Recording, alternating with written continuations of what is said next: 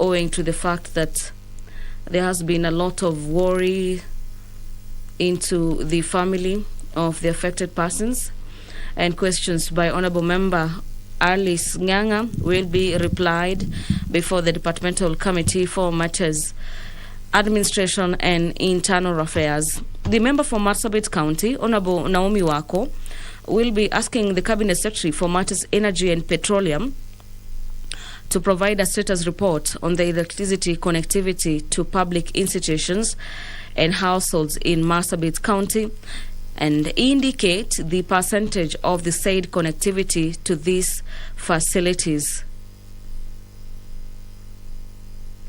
Honorable Naomi Wako also wants the Cabinet Secretary to elaborate the plans put in place by the ministry to ensure Marsabit County is connected to electricity through the national grid. And could the Cabinet Secretary explain the causes of frequent power outages in Marsabit County and also provide the steps taken by the ministry to address such outages?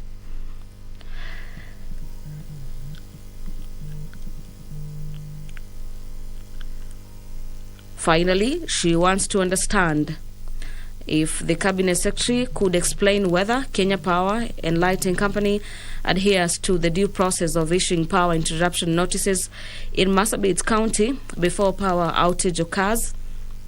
It is a total of 5 questions from Honorable Naomi Wako, the Honorable Member for Marsabit County, that will be replied by the Departmental Committee on Matters, Energy and Petroleum. The member for Limuru, Honorable John Kiragu, will be asking the Cabinet Secretary for Environment and Forestry that, considering Limuru constituency borders the Great Rift Valley and its location is in close proximity of Naivasha and other areas with geothermal activity, including dormant volcanic mountains, could the Cabinet Secretary provide the seismic status of Limuru area and its surroundings, as well as data on the frequency of earth tremors? Could the Cabinet Secretary also provide the measures that the government has put in place to ensure the design and construction of critical infrastructure in earthquake-prone areas can withstand structural challenges related to tremors? The Honourable Member for Limuru also wants the Cabinet Secretary to provide details and contacts of key institutions responsible for measuring, matters monitoring and reporting of such tremors, and indicate when the country's capacity undertakes such exercises. Lastly, could the Cabinet Secretary provide the emergency awareness programs available in earthquake-prone areas to members of the public and ensure that they are also advised on the necessary actions to take, and this is in case of disasters related to earthquakes? The questions by Honourable Member for Limuru will be replied before the Departmental Committee on Matters Environment, Forestry and Mining.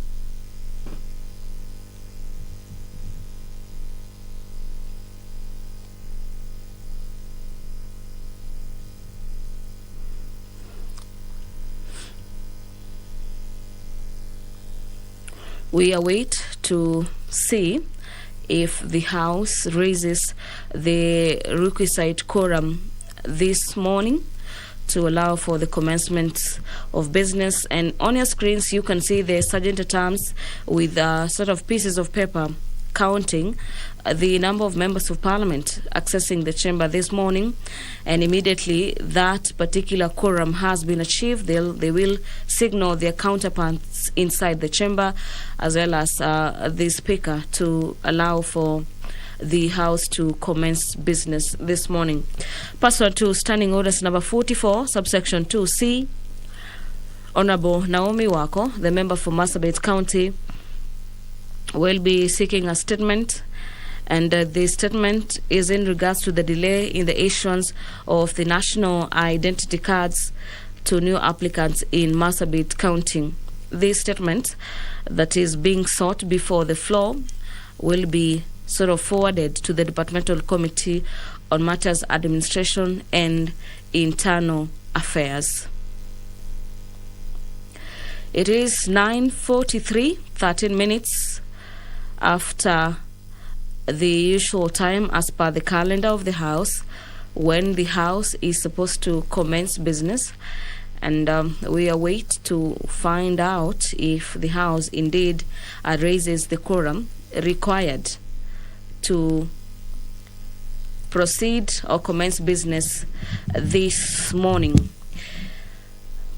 Also, members will be considering the Independent Electoral and Boundaries Commission Amendment Bill. This is a bill from the National Assembly, Bill number 42 of the year 2022. And this is a bill by the Leader of Majority. It is a bill at the second reading.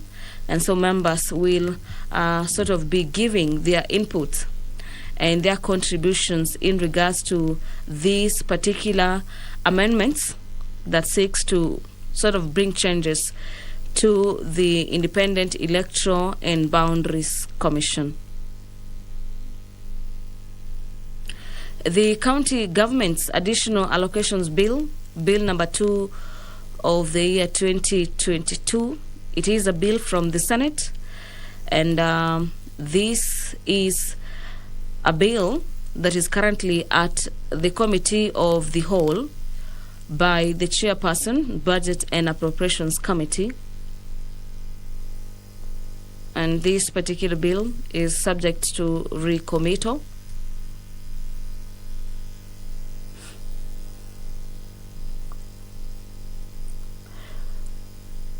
Another issue that has dominated the proceedings of the National Assembly lately is the issue of NGCDF. And we have a motion on the approval of nominees to sit in various constituency development fund boards of various constituencies, a total of 290. But as late as Tuesday this week, we only had 283 constituencies that had forwarded their nominees that will be sitting in various constituency development boards. And we also had the Leader of Majority asking the 4 remaining constituencies, and this is apart from, of course, the 2 constituencies that are expecting a by-election, to hasten that particular process and forward their nominees that will be sort of overseeing the utilization of monies that are allocated to the CDF.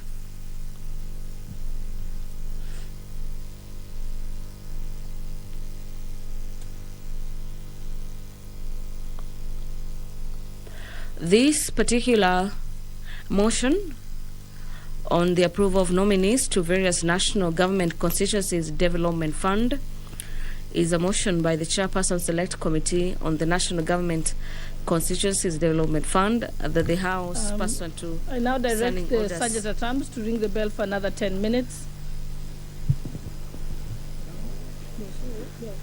The Deputy Speaker has directed that the Sergeant at Arms rings the bell for a further 10 minutes, and this is, so to speak, allow more time for members of Parliament to access the chamber this morning. And this is owing to the fact that the House is yet to raise the requisite number of members required in the chamber to commence business. Under the approval of nominees to sit in various constituency development fund, the Chairperson Select Committee on NGCDF in the motion wants the House, pursuant to Standing Orders number 43, subsection 4 of the National Government Constituency Development Fund Act of 2015 and the National Government's Constituencies Development Fund Regulations of 2016, that the National Assembly approves the list of nominees that have been appointed to constituencies of the National Government Constituency Development Fund. And this particular report, it is a report that was tabled as late as yesterday, November 30th, 2022. And owing to the fact that a couple of constituencies are yet to table or forward the names of their nominees that will be sitting at various NCGDF boards, we expect that this number will be rising from 103 moving forward to 290, which is the total number of constituencies under the 2010 Constitution.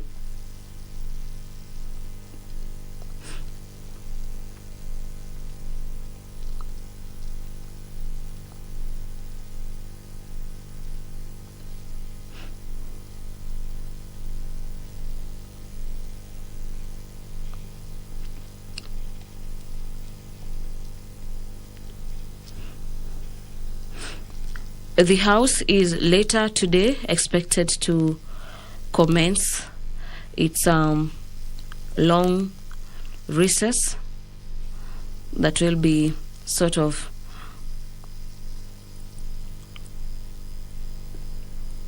start from today to around February, when the House is set to resume. But owing to the matters before the floor of the House, we expect the probability of the House to be a sort of call for special sittings to probably approve key matters before the floor of the House. Remember, the remaining part of the vetting of PS nominees is currently ongoing in various departmental committees. The committees are expected to present reports on the floor of the House later today. We had various committees vetting various nominees to state departments, and we await to hear what various committees will be proposing in regards to suitability of PS nominees. There are a total of 51 that have been proposed to serve in various ministries. This particular issue had been occasioned by the lifting of a court order that allowed the Parliament and the National Assembly departmental committees rather to commence or continue with the vetting of the remaining nominees that have been proposed as permanent secretaries to various nominees. That particular exercise will be concluded by today, and we expect later, probably in the afternoon sitting, to have various committees give their reports in regards to suitability, and in the event that is not achieved, we might have to see issues to do with special sittings of the House at a time the House will be on recess. On matters, the Independent Electoral and Boundaries Commission Bill, it is the bill that seeks to amend the Independent Electoral and Boundaries Commission Act for the connected purposes.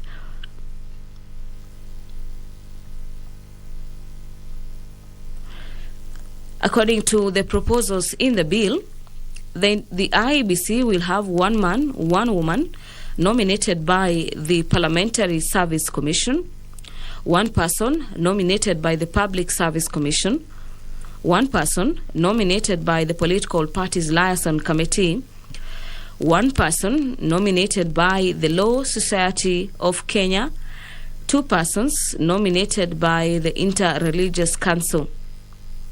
And this particular bill is a bill that seeks to bring changes to the Independent Electoral and Boundaries Commission. A look at the memoranda of the bill.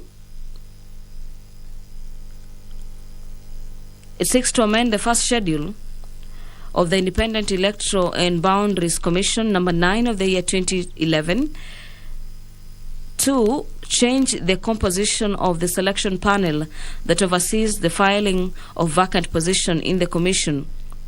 The proposal seeks to reduce the current allocation of the Parliamentary Service Commission, which nominates 4 out of 7 members to the panel. And the proposal will allow the Political Parties Liaison Committee, established under Section 38 of the Political Parties Act number 11 of the year 2021, and the Public Service Commission, each to nominate 1 member to the panel. Signals at the chamber indicate the quorum has been achieved. I'll now hand you over so we could follow up on the live proceedings. Enjoy your viewing. My name is Gladys Mungai.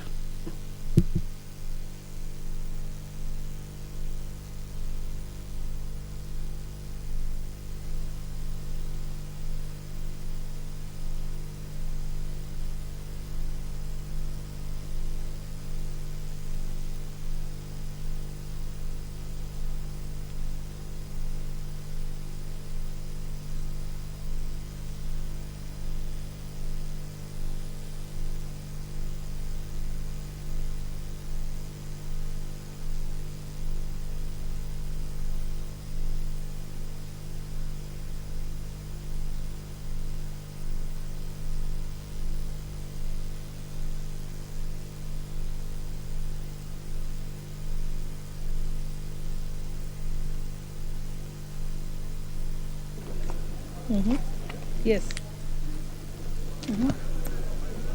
Sorry? We may now proceed. We have quorum. Order number 1, administration of oath. Order number 2, communication from the chair. Order number 3, messages. Order number 4, petitions. Order number 5, papers. Honorable John Mutunga, Chairperson for the Departmental Committee on Agriculture and Livestock.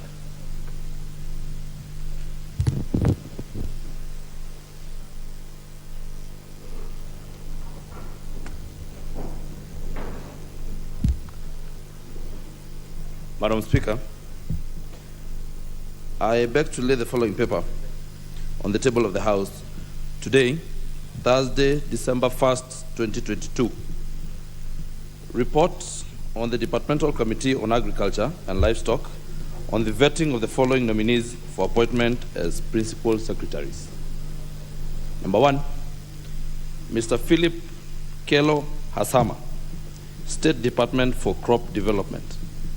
And number 2, Mr. Harry Kimtai Kachuai, CBS, for State Department for Livestock Development.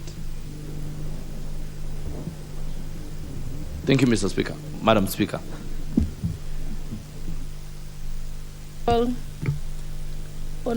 Kangogo Bowen, Chairperson for the Departmental Committee on Blue Economy and Irrigation.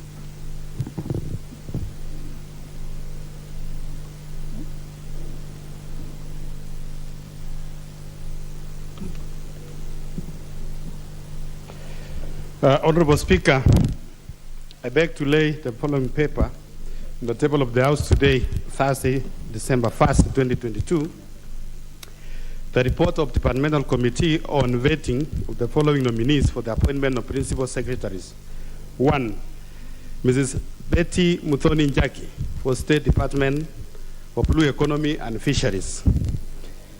Mr. Kitonga Mukambi, the State Department for Irrigation. Dr. Paul Rono, State Department for Water and Sanitation. Thank you, Madam Speaker. The Honorable Dr. Robert Pukose, Chairperson for the Departmental Committee on Health. Honorable Speaker, I beg to lay the following paper on the table of the House today, Thursday, December 1st, 2022. Report of the Departmental Committee on Health on the vetting of the following nominees for appointment as Principal Secretaries.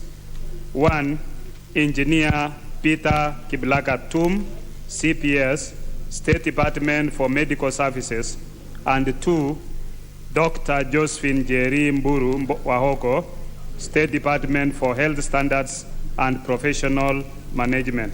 Thank you, Madam Speaker. The Honorable Vincent Musyoka, Chairperson for the Departmental Committee on Energy. You're next.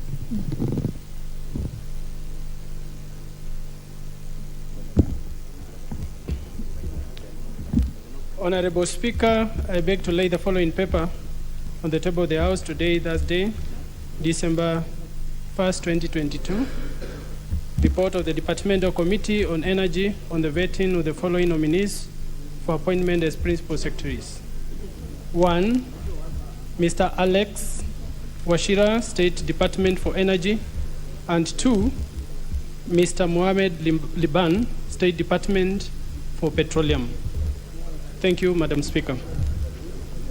The Honorable Peter Lachakapong, Chairperson for the Committee on Regional Development. Honorable Speaker, I beg to lay the following paper on the table of the House today, Thursday, December 1st, 2022. Now, report of the Departmental Committee on Regional Development on the vetting of the following nominees for appointment as Principal Secretaries. 1, Mr. Idris Dokota, State Department for the ASALs and Regional Development. And 2, Mrs. Teresia Mbaika Malokwe, State Department for Devolution. Thank you, Honorable Speaker.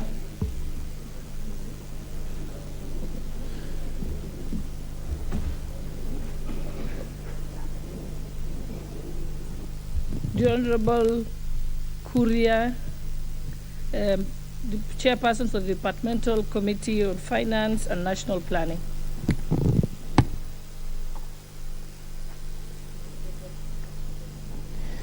Thank you, Honorable Speaker. Honorable Speaker, I beg to lay the following paper on the table of the House today, Thursday, December 1st of 2022.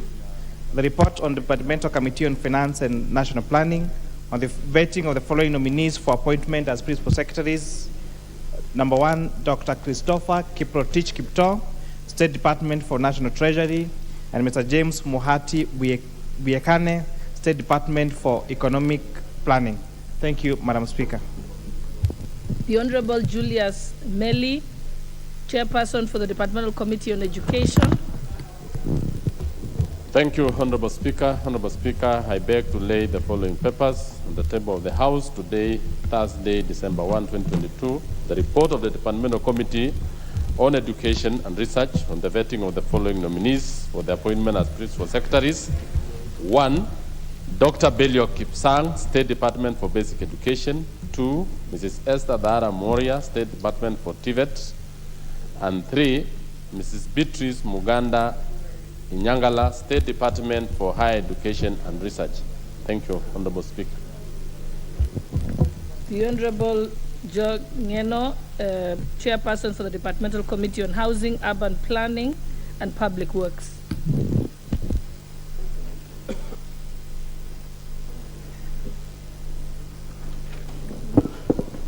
Madam Speaker, I beg to lay the following papers on the table of the House. Today, Thursday, December 01, 2022. A report of the Departmental Committee on Housing, Urban Planning, and Public Works on the vetting of the following nominees for appointment as Principal Secretaries. Mr. Charles Hinga, State Department for Housing and Urban Development, and Mr. Joel Harumonyang, State Department for Public Works. Thank you, Madam Speaker.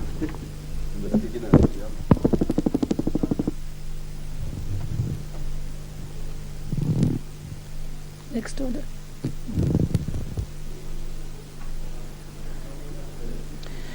Order number 6, notices of motion. The Honorable John Mutunga, Chairperson for the Departmental Committee on Agriculture and Livestock.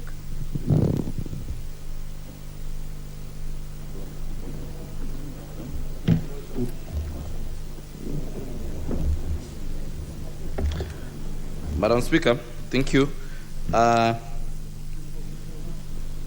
I beg to move the notice of motion that this House adopts the report of the Departmental Committee on Agriculture and Livestock on the vetting of nominees for appointment as principal secretaries, laid on the table of the House on Thursday, December 1st, 2022, and pursuant to the provisions of Article 155(3)(b) of the Constitution, approves the appointment of the following persons as principal secretaries.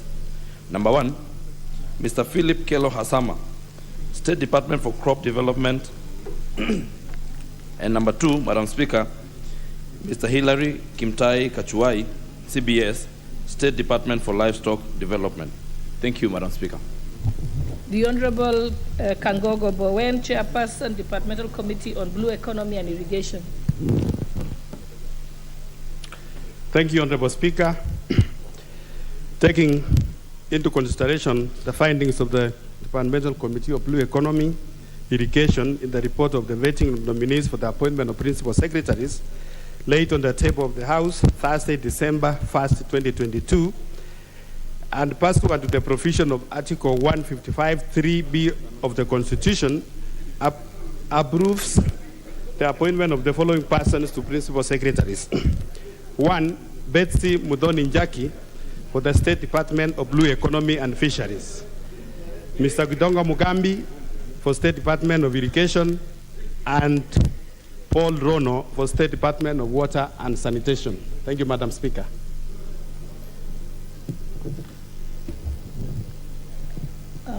The Honorable Dr. Robert Pukose, Chairperson for the Departmental Committee on Health. Madam Speaker, that taking into consideration the findings of the Departmental Committee on Health in its report on the vetting of nominees for appointment as principal secretaries, laid on the table of the House on Thursday, December 1st, 2022, and pursuant to the provisions of Article 155(3)(b) of the Constitution, approves the appointment of the following persons as principal secretaries. 1, Engineer Peter Kiblagatum, State Department for Medical Services, and 2, Dr. Josephine Jerimbur Wahogo, State Department for Health Standards and Professional Management. Thank you. The Honorable Vincent Musyoka, Chairperson for the Departmental Committee on Energy. Thank you, Madam Speaker. I beg to give notice of the following motion, that this House adopts the report of the Departmental Committee on Energy on vetting of nominees for appointment as principal secretaries, laid on the table of the House this Thursday, December 01, 2022, pursuant to the provisions of Article 155(b)(3)(b) of the Constitution, approves the appointment of the following persons as principal secretaries. 1, Mr. Alex Washira, State Department for Energy, and 2, Mr. Mohamed Liban, State Department for Petroleum. Thank you, Madam Speaker. The Honorable Peter Lachakapong, Chairperson for the Departmental Committee on Regional Development.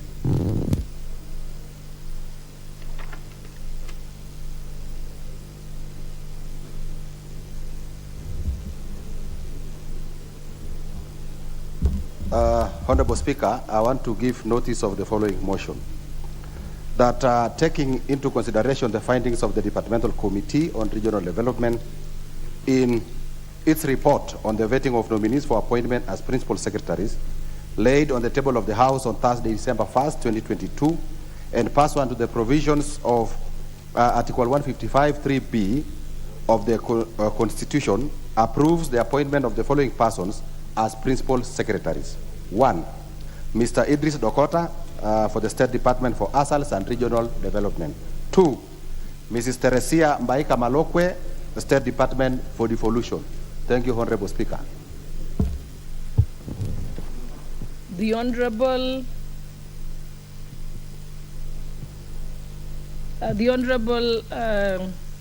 Dr. I think Dr. Pukose has already given his.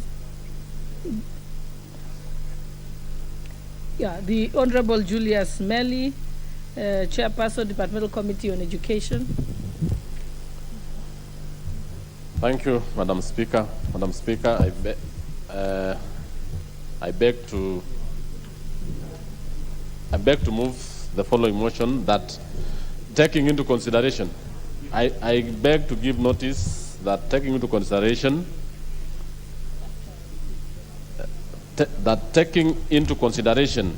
the Departmental Committee on Education in the report of the vetting of nominees for the appointment of principal secretaries laid on the table of the House on Thursday, December 1st, 2022, and pursuant to the provisions of Article 155(3)(b) of the Constitution, approves the appointment of the following persons as principal secretaries.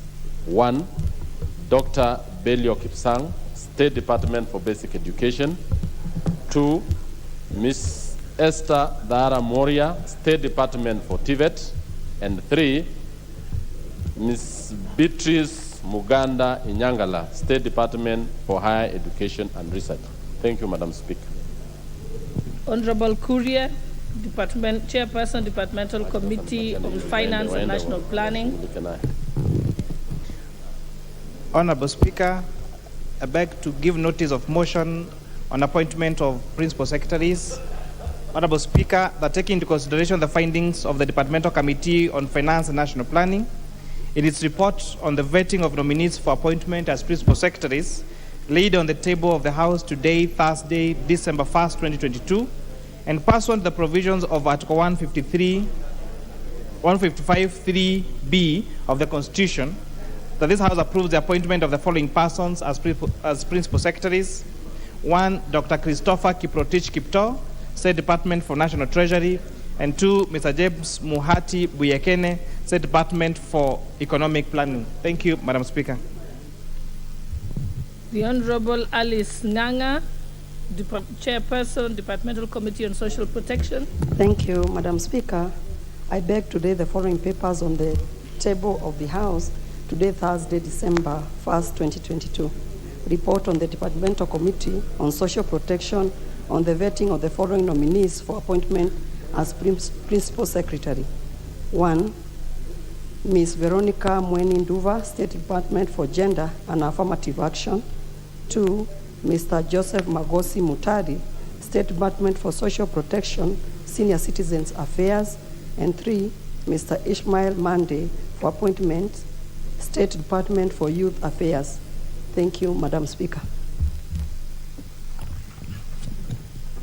Yeah.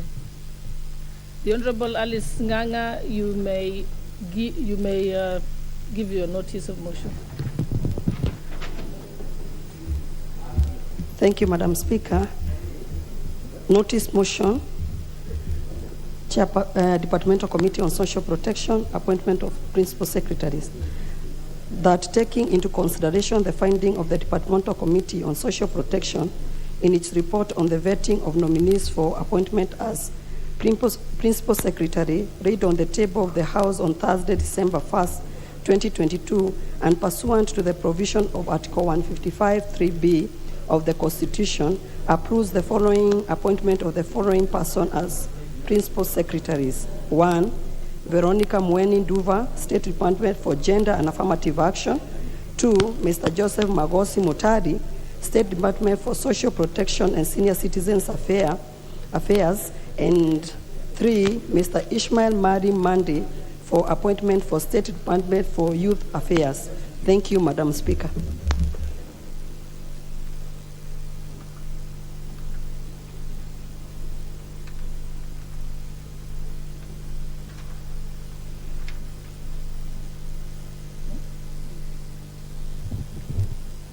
Next order.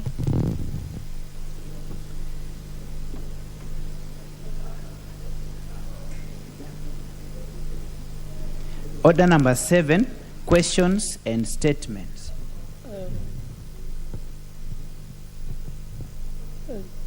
No, sorry. I think the Honorable Johanna Ngeno has not put his notice of motion. Okay, go ahead.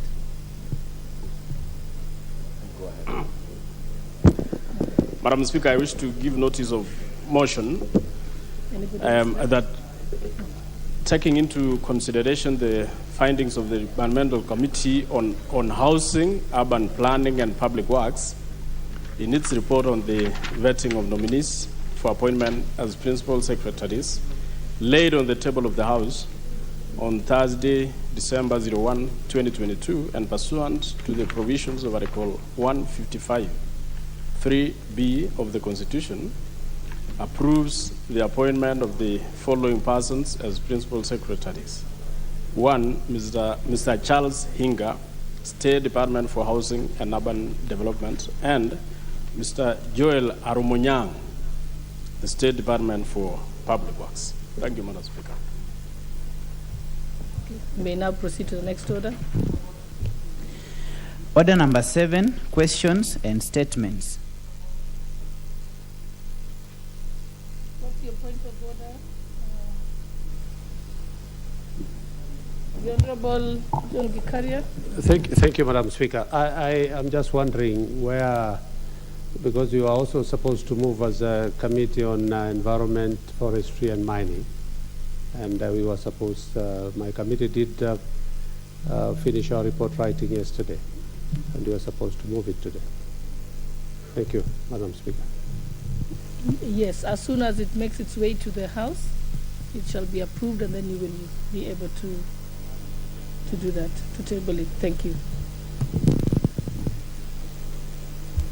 Okay, the Honorable Member for Thika Town, Honorable Alice Nganga.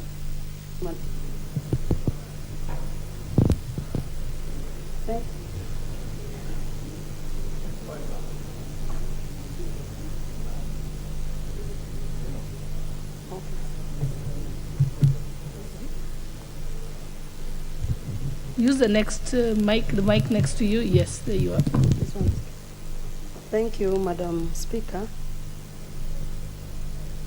I need to ask the following question. Could the Cabinet Secretary provide the status of investigation into the circumstances surrounding the mysterious disappearance of Mr. Derek Muriuki of ID number 2947092 and Mr. Lawrence Njeru on 29 June 2022 were en route to Nairobi from Kakuma, Turkana County, were aboard motor vehicle registration number KCZ 057W, which was later found abandoned a few meters from Sagal Police Station. Reported at Sagal Police Station, OB number 0183006-2022, and at Kasarani Police Station, OB number 9797-2022 respectively.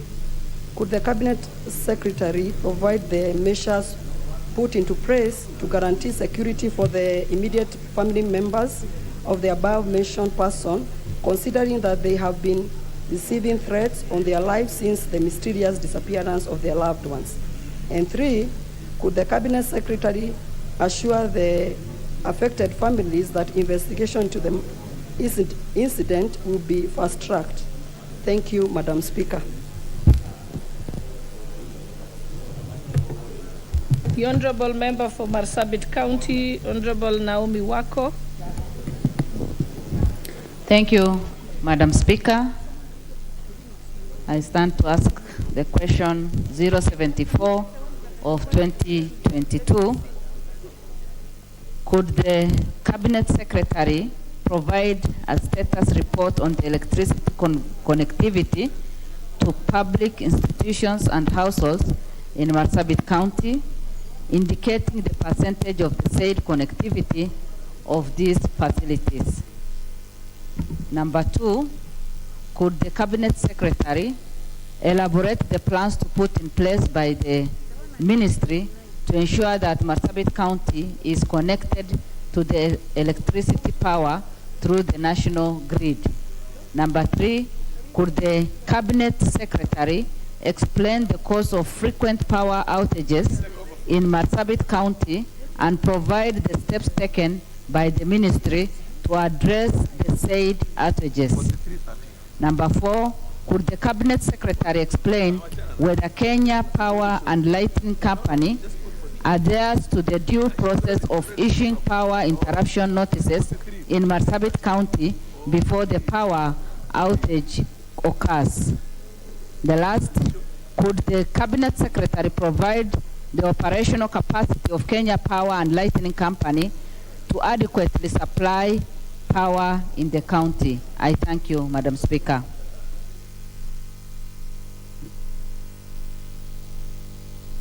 Member for Limuru. Thank you, Madam Speaker. I rise to ask a question to the Cabinet Secretary for Environment and Forestry. One, considering that Limuru constituency borders the Great Rift Valley and its location in close proximity to Naivasha and other areas with geothermal activity, including dormant volcanic mountains, could the Cabinet Secretary provide seismic status of Limuru area and its surroundings, as well as data on the frequency of earth tremors? Two, could the Cabinet Secretary provide the measures that the government has put in place to ensure the design and construction of critical infrastructure in earthquake-prone areas can withstand structural challenges related to tremors? Three, could the Cabinet Secretary provide details and contacts of key institutions responsible for measuring, monitoring, and reporting on such tremors and indicate the country's capacity to undertake such exercises? Four, could the Cabinet Secretary explain emergency awareness programs available in earthquake-prone areas for members of the public to ensure that they are advised on necessary actions to take in case of disaster related to earthquakes? Thank you, Madam Speaker.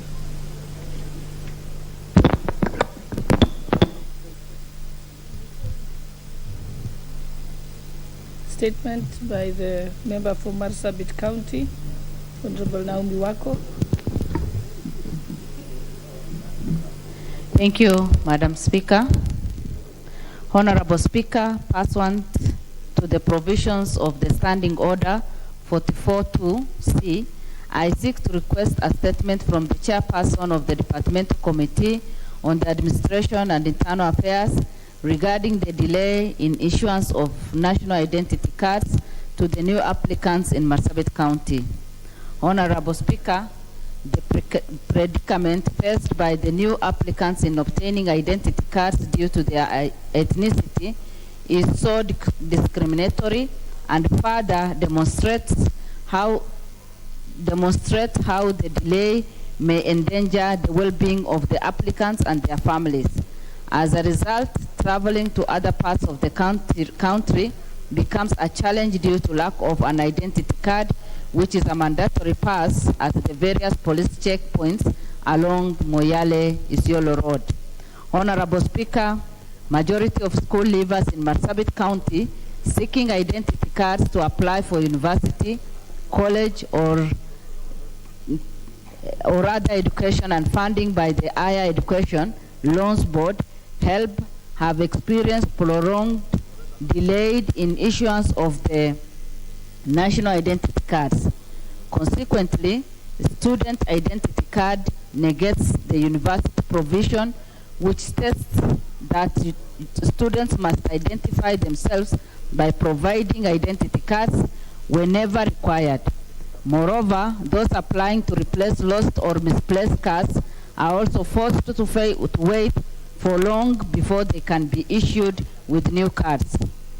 Honorable Speaker, it is against this background that I seek a statement from the Chairperson, Departmental Committee on Administration and Internal Affairs on the following.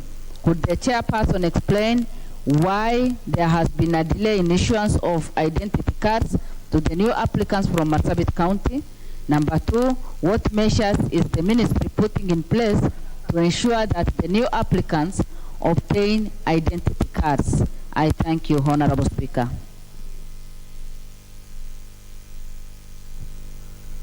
The Honorable John Kiarie, Chairperson, Departmental Committee on Communication, Information and innovation. We are just having a slight variation to the order paper. We'll allow you to lay the paper and to move the motion.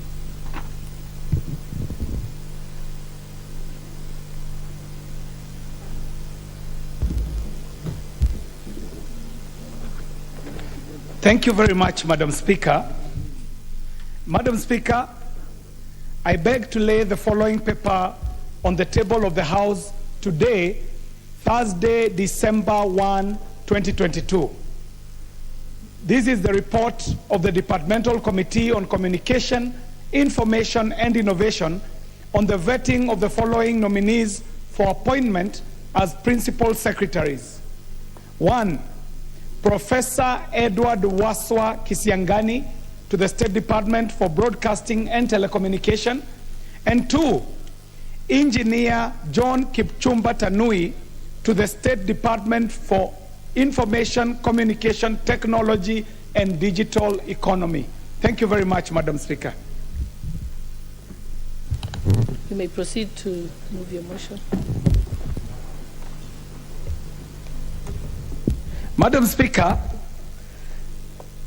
I rise to give a notice of motion, and this is the notice of motion. The motion is the appointment of principal secretaries, that taking into consideration the findings of the Departmental Committee on Communication, Information and Innovation in its report on the vetting of nominees for appointment as principal secretaries laid on the table of the House on Thursday, December 1, 2022, and pursuant to the provisions of Article 155(3)(b) of the Constitution, approves the appointment of the following persons as principal secretaries.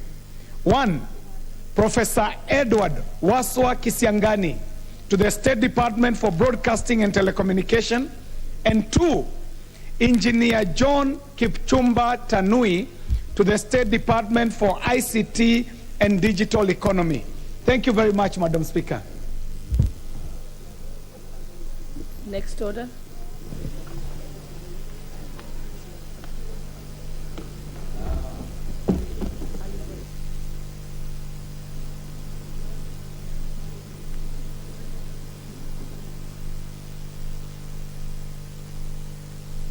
Honorable members, we will be moving to order number 9 and then to number 10. We shall skip order number 8, but we shall come back to it thereafter. Next order. Order number 9, motion. Approval of nominees to various national government constituency development fund committees. Question to be put.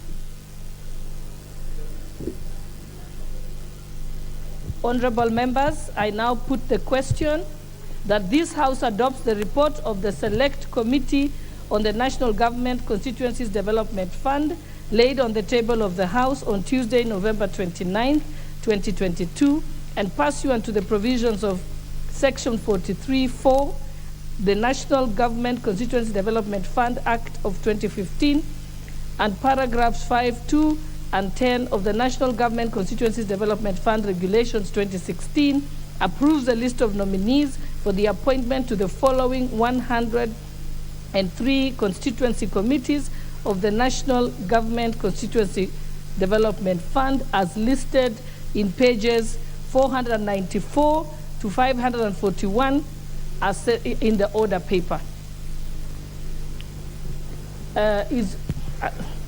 Will as many as of that opinion say aye? Aye. And will as many of the contrary opinion say nay? The ayes have it. Order number 10, motion. Sessional paper number 2 of 2021 on the National Agricultural Policy. Question to be put.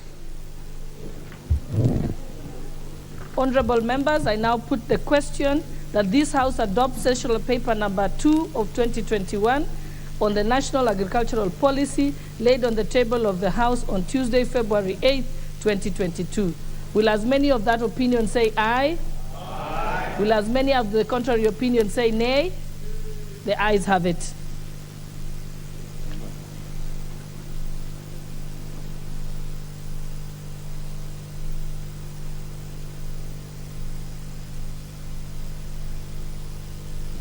We now move back to order number 8.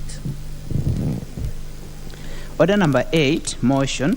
Report of the Committee of the Whole House on the County Government's Additional Allocations number 2 Bill, Senate Bill number 4 of 2022. Question to be put and third reading.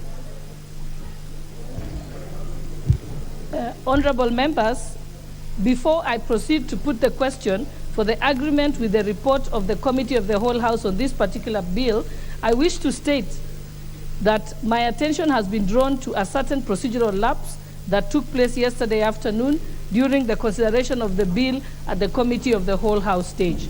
It is notable that the County Government's Additional Allocations number 2 Bill and Senate Bill number 4 of 2022 is a form of an annual appropriations bill seeking to allocate certain conditional funds to specified county governments. As such, it is a money bill. Honorable members, Article 114, 2 and 3 of the Constitution with respect to money motions provides, and I quote, if in the opinion of the Speaker of the National Assembly, a motion makes provision for a matter listed in the definition of a money bill, the Assembly may proceed only in accordance with the recommendation of the relevant committee of the Assembly after taking into account the views of the Cabinet Secretary responsible for finance. 3, in this Constitution, a money bill means a bill other than a bill specified in Article 218 that contains provisions dealing with A, taxes, B, the imposition of charges on a public fund or variation or repeal of those charges. C, the appropriation, receipt, custody, investment, or issue of public money. D, the raising or guaranteeing of any loan or its repayment, or E, matters incidental to any of those matters.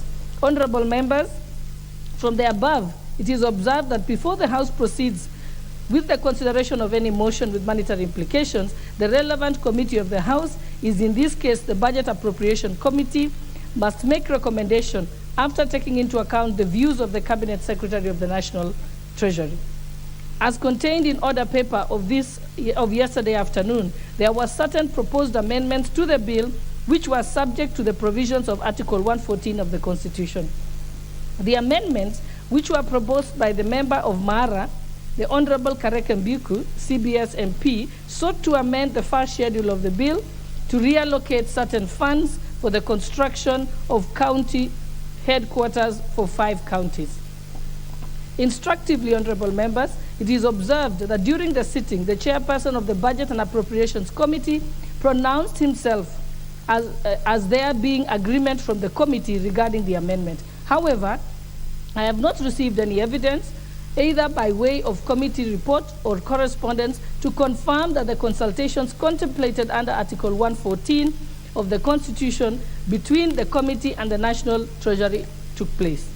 Honorable members, indeed, the report of the committee on its consideration of this bill, which was tabled in the House, recommended that the amendments proposed by the member for Mara constituency and others proposed by the National Treasury relating to the disbursement of court fees and fines to the counties should not be considered by the House. Honorable members, the intention of actualizing Article 114 of the Constitution and the practice that started in the 11th Parliament is to avoid whimsical amendments on the floor, especially amendments that touch on taxes and imposition of charges on a public fund, the appropriation of public money, given the possible far-reaching implications.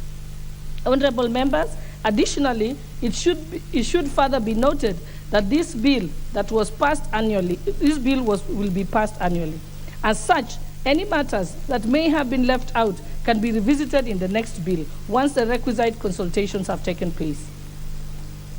As your Speaker, however, I am duty-bound to correct the errors that fly against the Constitution, our laws, and the standing orders.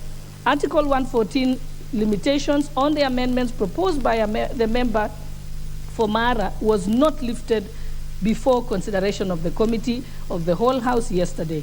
In this regard, honorable members, I therefore direct as follows: that the bill be recommitted to the Committee of the Whole House immediately, that the committee shall resume from the point before the amendments were considered, being the first schedule of the bill. And secondly, that in future, the clerks at the table must ensure that the provisions of Article 114 of the Constitution and the practice that was started in the 11th Parliament on actualizing the provision as upheld when guiding the Presidium on all money bills. The House is accordingly guided. Thank you.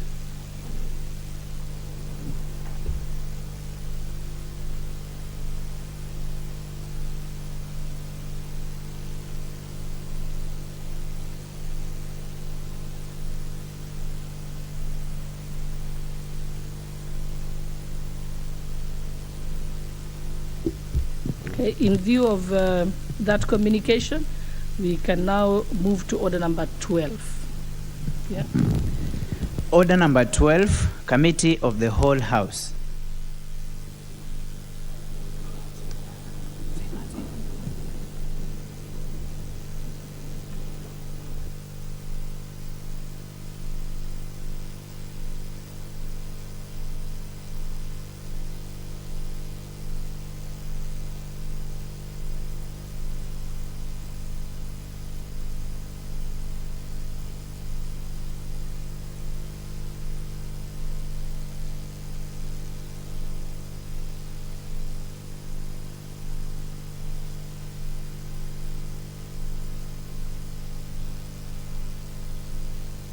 You may be seated now.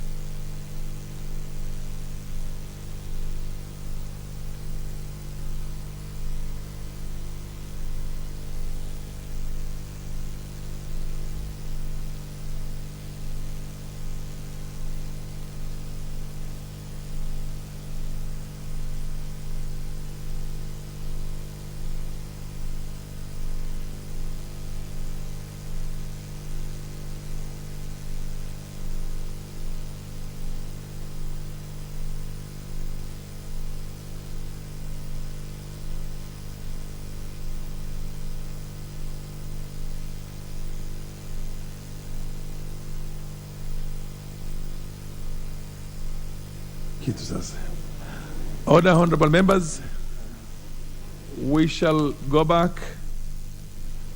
to the business we transacted yesterday in the Committee of the Whole House. Order, honorable members. Honorable members who are standing everywhere, including Kaguchia. Honorable Kaguchia. I know you are a first-timer, but the rules is that when the chair is there and you hear the sound, you sit immediately, or you freeze where you are. He is a speaker of the County Assembly, former speaker of County Assembly of Nyeri, yes, understood, yes, but please, let's hear one another. Yesterday we had a small lapse in procedural lapse in the business, and the communication is already there. I got the wrong, I was there actually. Incidentally, I'm sure the chair of the budget committee also was misled. And on the basis of that, we transacted a business that ordinarily should have been transacted differently. We're reversing that now. Past schedule. I propose the question that the first schedule be the first schedule of the bill. Order. Honorable members, please. Order. Does the budget committee chair wants to say anything? Okay. Do you want to say something? Okay. We're reversing that. I've already proposed the question. If you have nothing to say, I will put the question. You have something to say? Yeah. Proceed. Thank you very much, Chair, and I thank you very much for your guidance. I agree wholly on the issue that it's subject to 114, and also on the whole issue of the allocation to the county governments. I want to say that going forward, of course, this kind of nature of bills, it is important that we consult even the National Treasury for their input. Mr. Speaker, I just wanted to bring this to speed because generally speaking, we may agree with the amendment in terms of trying to allocate monies equally to the 5 counties that are charged with building headquarters. But procedurally, Mr. Speaker, there is also another house to consider, in this case the Senate, and therefore, Mr. Speaker, having, and especially this particular bill, that Senate is actually going on recess today, Mr. Speaker, will put a lot of other businesses in abeyance, will put a lot of donor money in abeyance, and therefore I concur that we go ahead as you have guided. Fair enough. Well, very well articulated. I now put the question that the first schedule be the first schedule of the bill. As many of the opinion say aye. As many of the contrary opinion say nay. The ayes have it.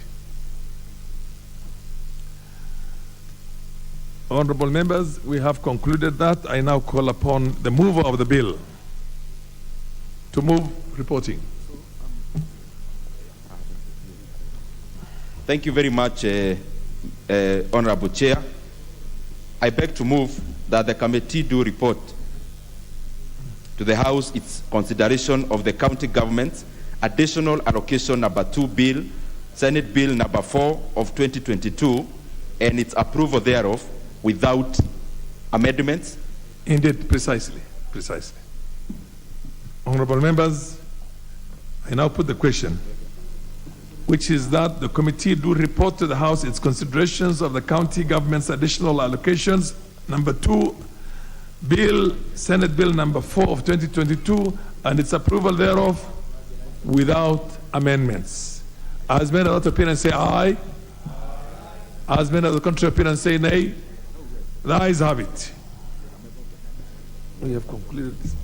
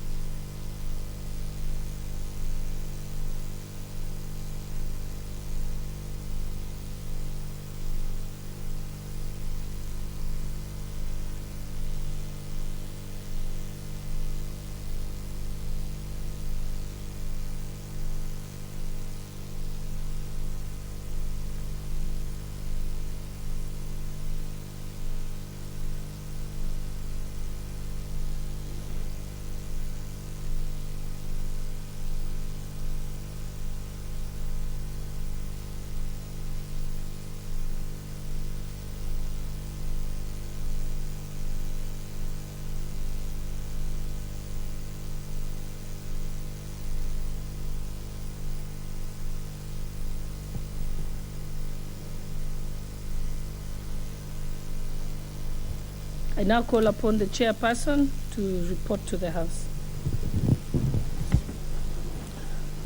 Madam Speaker, I beg to report that the Committee of the Whole House has considered the county government's additional allocations number 2, Bill, Senate Bill number 4 of 2022, and approved the same without amendments. I now call upon the mover of the bill to move the agreement with the report. Thank you very much, Honorable Speaker. I beg to move that the House do agree with the committee in the said report. I also request Honorable John Jogona Kawajiko from Kiaba to second the motion for agreement with the report of the Committee of the Whole House. Thank you, Madam Speaker. As a member of Committee, Budget and Appropriation Committee, I second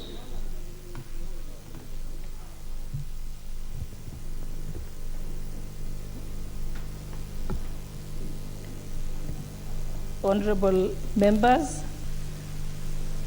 I now propose the question that this House do agree with the report of the Committee of the Whole House on its consideration of the county government's additional allocations number 2 bill of Senate number 4 of 2022. Yeah.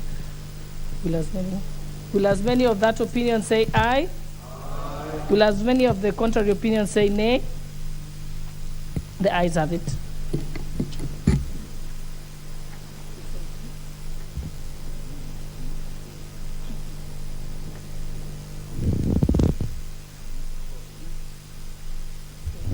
I call upon the mover.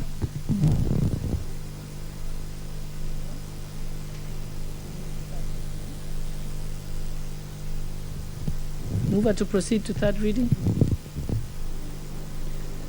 Thank you, Honorable Speaker. And just for the record, and to put perspective, the matter in question was in regards to the construction of headquarters for 5 counties, which originally never had any premises to inherit, and especially from DC's offices or offices that existed before. The bill, as it came from the Senate, Madam Speaker, proposed that 4 counties were to receive conditional grants in that regard, because this construction of headquarters have been ongoing. One of the counties had been left out, Madam Speaker. It was the feeling that we also incorporate it, but also, Madam Speaker, procedurally, we thought also that we may delay other counties and delay disbursement of other funds, because as procedure is, this kind of a bill, it came from the Senate, came to our committee, then of course came to the plenary, and Madam Speaker, any alteration again would make this bill go back to the Senate, and if there is no agreement, we would actually proceed to mediation. Madam Speaker, with that in mind, Senate is proceeding for recess today, and therefore it will not have been proper to delay all the other processes and disbursement because of the rearrangement of the said funds. There was no additional funds, Madam Speaker, it was just rearrangement, but of course it was subject to Article 114 of the Constitution, Madam Speaker, and having all that in mind, it would disenfranchise the other counties by the matter of delays. And therefore, Madam Speaker, it was important for me to put that to record and perspective so that we are all on the same page. Therefore, Honorable Speaker, I beg to move that the county government's additional allocation, number 2 bill, Senate Bill number 4 of 2022, be now read at that time. I also request the majority leader, Honorable Kimani Ichung'wah, to second. Thank you, Honorable Speaker. I beg to second. And Honorable Speaker, let me just mention that this additional county allocations bill is quite critical, especially for our counties, and many of our counties across the nation are waiting for funds, and especially those that relate to donor funds and counterpart funding from the government of Kenya. And as I indicated yesterday, about 5 billion shillings is GOK money, and about close to 17-point-something billion coming from donor partners that are funding especially programs in water and health that are quite critical. But let me also take this opportunity, Honorable Speaker, to ask our governors, both those who are serving their second term and those who have just been elected to serve their first term, that in the past we've seen a lot of wastage, even with donor funds coming to alleviate problems in healthcare and water, and ask all our governors to ensure that this 17 and 5 billion shillings going to them, a total of almost 23 billion, does not go to waste. I have seen a number of the new governors do a lot of good work, Honorable Speaker, especially in being able to rationalize staffing levels in their counties to make sure that their wage bills come down, to ensure that more money that is going to them from the national government goes towards development expenditure, Honorable Speaker. And I want to encourage them, particularly seeing the new governor for Kisii, who is a former member of Parliament, and probably say something about members who have served in this House moving on to become governors, because they have been appropriating money to the counties. They know what it takes to ensure there is prudent utilization of public funds. And I want to commend the governor for Kisii and quite a number of other governors that I've seen do some good work in being able to rationalize expenditures in their counties. And I want to encourage others to follow suit, Honorable Speaker. Quite disturbing also are incidents in the recent few days in between governors and their assemblies, Honorable Speaker. And I want to also use this opportunity to plead to governors, especially the first-time governors, Honorable Speaker. I know when you get the term, Your Excellency, at times it tends to get to your head, and you don't listen to other leaders. And you want to belittle MCAs who are legislators in the county assemblies. Let us also speak to our governors and ask them to borrow a leaf from our president, who consults, who continuously engages with members of parliament in our parliamentary group meetings, Honorable Speaker, and even outside parliamentary group meetings like in the Hustler Fund launch yesterday, that our governors may be able to borrow a leaf and engage with their county assemblies, both formally and informally, so that we see seamless flow of services to the people of Kenya without unnecessary squabbles, as we have seen in a number of counties. And a few others, Honorable Speaker, that we can already see smoke billowing somewhere. And very soon there might be trouble in a number of counties out of the attitude of a number of governors, Honorable Speaker. I don't want to get into the business of mentioning names, but I think they all know themselves and they better shape up before they are shipped out by MCAs. Thank you, Honorable Speaker, and I beg to second. Honorable members, I have confirmed that we have the requisite quorum in the House for the purposes of making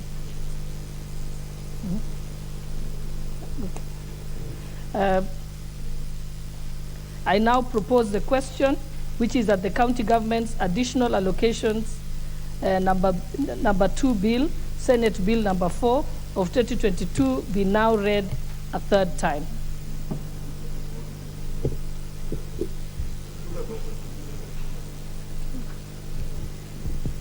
I've confirmed the requisite quorum, and therefore I now put the question, which is that the county government's additional allocations, number 2 bill, and Senate Bill number 4 of 2022 be now read a third time. Will as many as of that opinion say aye? Aye. Will as many as of the contrary opinion say nay? The ayes have it. A bill for an act of parliament to provide for additional allocations to county governments for the 2022-2023 financial year, the responsibilities of the national government and county governments pursuant to such allocations and for connected purposes.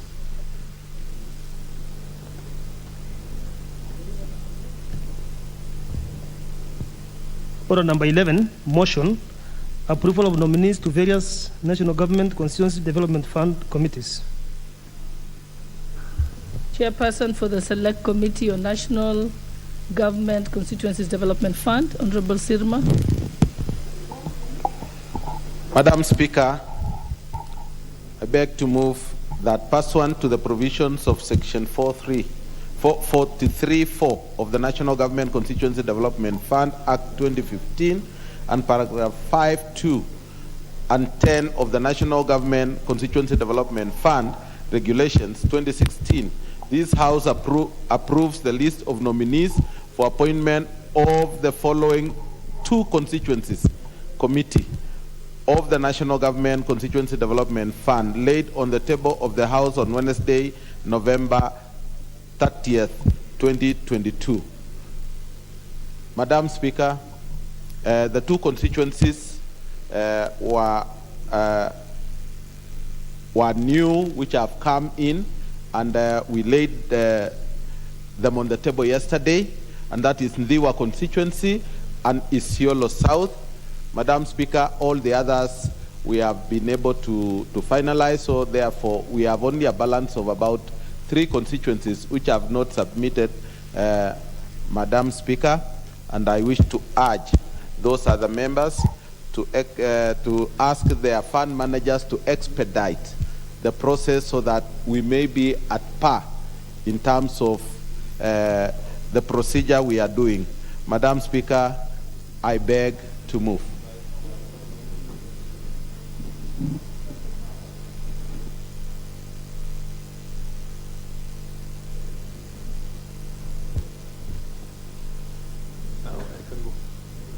Crawford.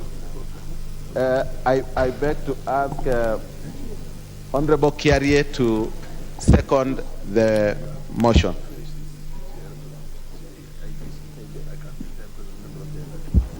Madam Speaker, I do recognize that time is of essence, and noting the import of the motion that has been moved, I wish to second. Thank you very much, Madam Speaker.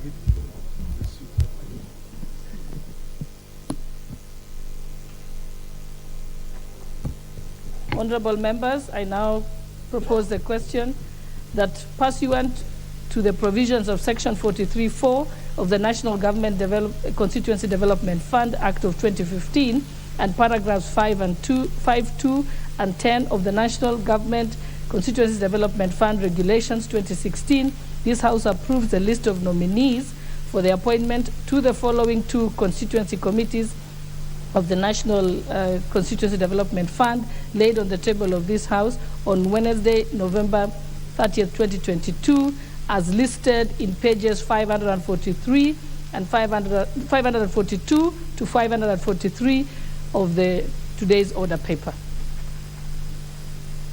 Will as many as... Okay.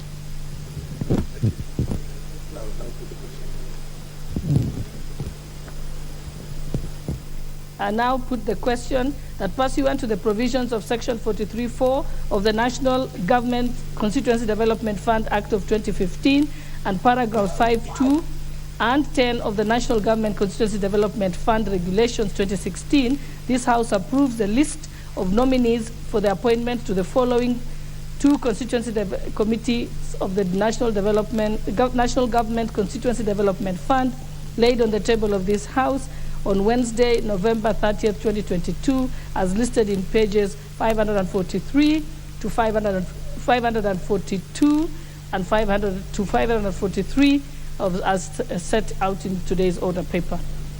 Will as many of that opinions say aye? Aye. Will as many as of those of the contrary opinion say nay? The ayes have it.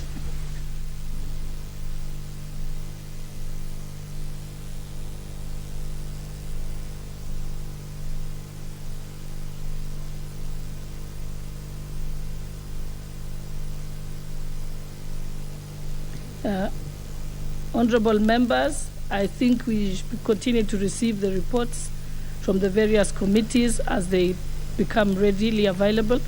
I now call upon the Honorable Nelson Koech, Departmental Committee for Defense, Intelligence and Foreign Relations.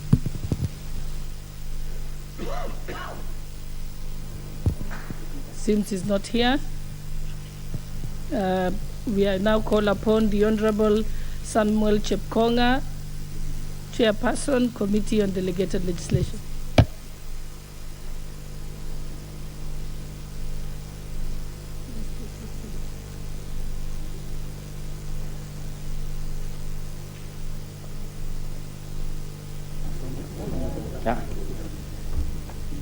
Honorable Speaker, on behalf of the Chair of the Committee on Delegated Legislation, I beg to lay the following papers on the table of the House today, Wednesday, December 1st, 2022, morning sitting.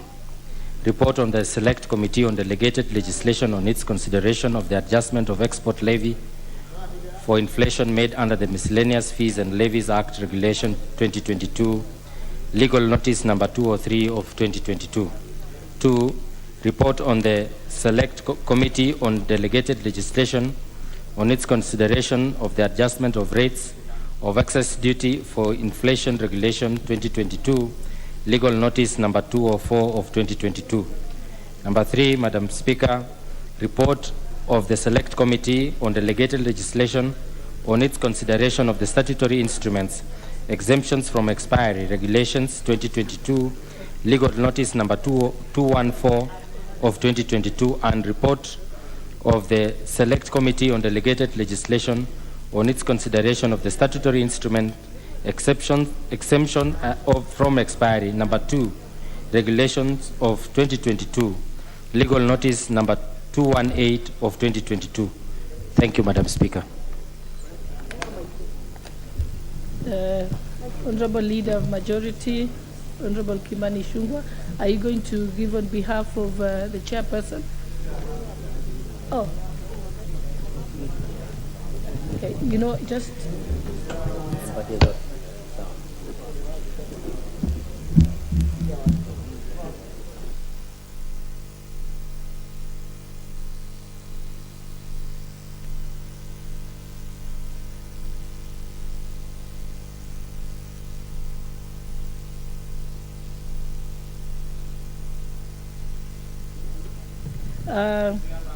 the representative of the Honorable Chairperson for delegated legislation, you can now give notice.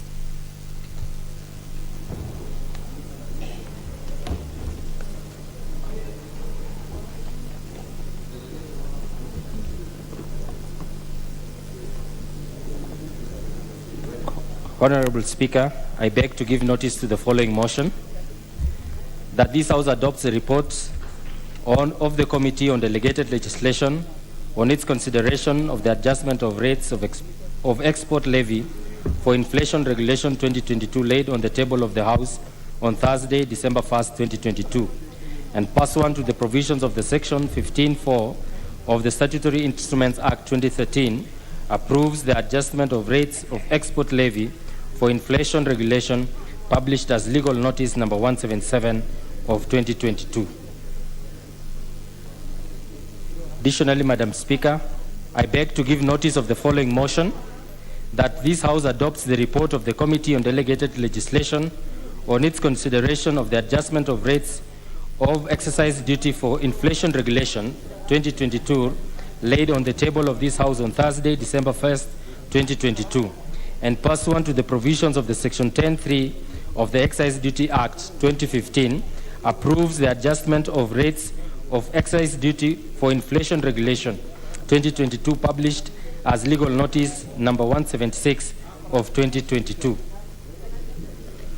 Additionally, Honorable Speaker, I beg to give notice of the following motion, that this House adopts the report of the Committee on Delegated Legislation on its consideration of the statutory instruments exemption from expiry regulations 2022 laid on the table of the House on Thursday, December 1st, 2022, and pursuant to the provisions of the Section 21(2) of the Statutory Instruments Act of 2013, approves the statutory instrument exemption from expiry regulation 2022 published as legal notice number 214 of 2022.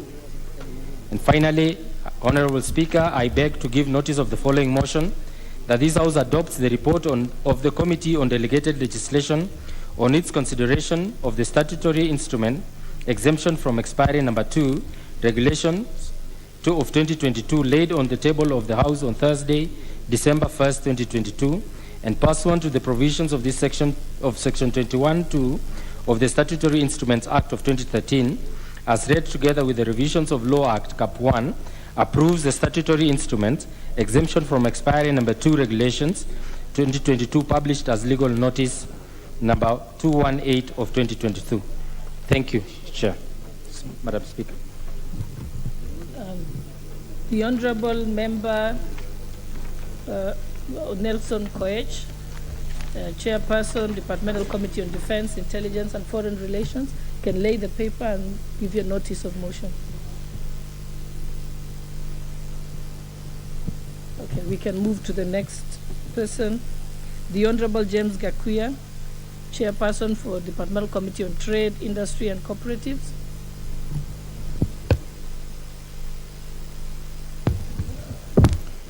Thank you, Honorable Speaker.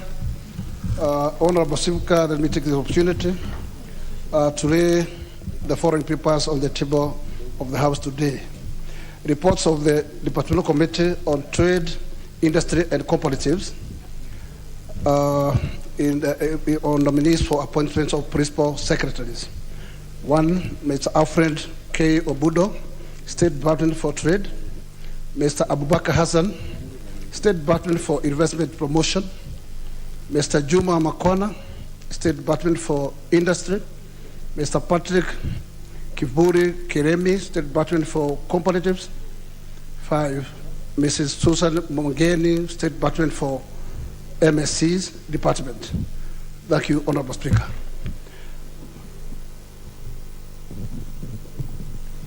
You may give your notice of motion.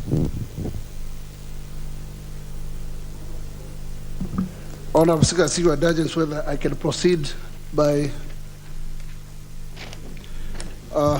Honorable Speaker, let me give notice motion for appointment of principal secretaries. Madam Speaker, that taking into consideration the findings of the Departmental Committee on Trade, Industry and Cooperatives in the report on vetting on nominees for appointment of principal secretaries laid on the table of the House on Tuesday, December 1, 2022, and pursuant on the provisions of Article 155, 3B of the Constitution, approves the appointment of the following persons as principal secretaries. 1, Mr. Alfred Kobudo, State Department of Trade. 2, Mr. Abubakar Hassan, State Department for Investment Promotion. 3, Mr. Jumo Makwana, State Department for Industry. 4, Mr. Patrick Buri Kilemi, State Department for Comparatives. And 5, Ms. M.S. Susan Mangeni, State Department for MSCE Development. Thank you, Madam Speaker.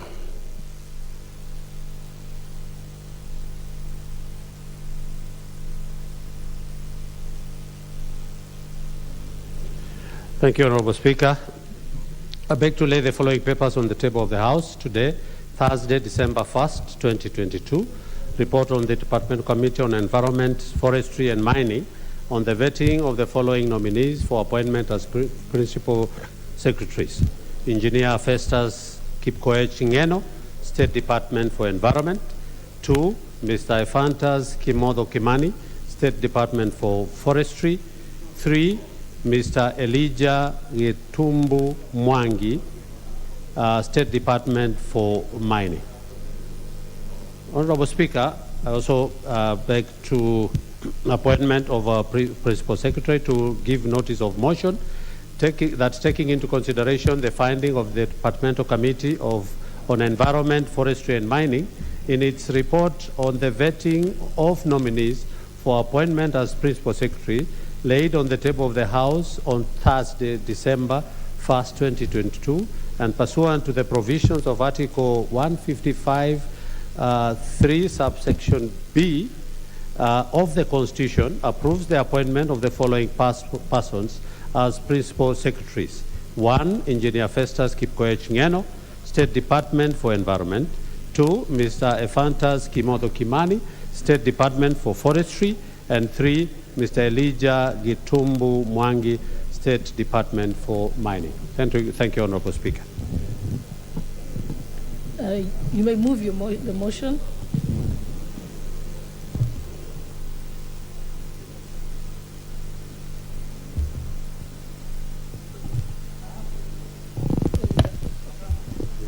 The Honorable Joash Nyamoko, Departmental Committee on Lands.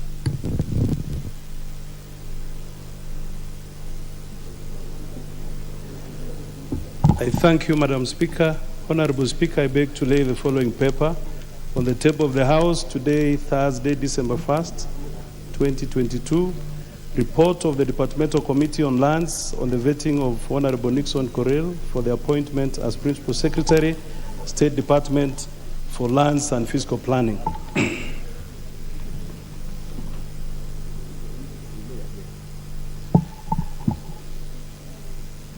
Madam Speaker, I'll continue to give the notice of motion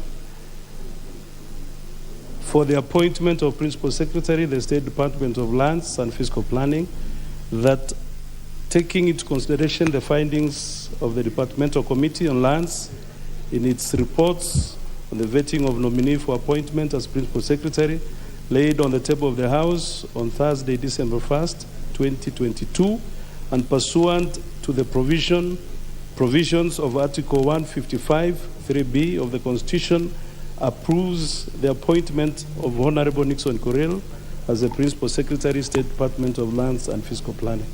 Thank you, Madam Speaker.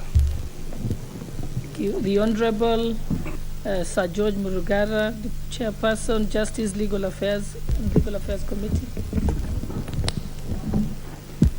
Thank you. Madam Speaker. Honorable Speaker, I beg to lay the following papers on the table of the House today, Thursday, December 1st, 2022. Reports of the Departmental Committee on Justice and Legal Affairs on, number 1, petitions for the removal from office of Juliana Cherera, Irene Maset, Justus Nyang'aya, and Francis Wanderi as commissioners of the Independent Electoral and Boundaries Commission, IEBC. Number 2, the vetting of Ms. Mary Muthoni Muriuki for appointment as Principal Secretary, State Department for Correctional Services. Thank you, Madam Speaker. You may proceed to give notice. Madam Speaker, allow me to give notice of the following motion.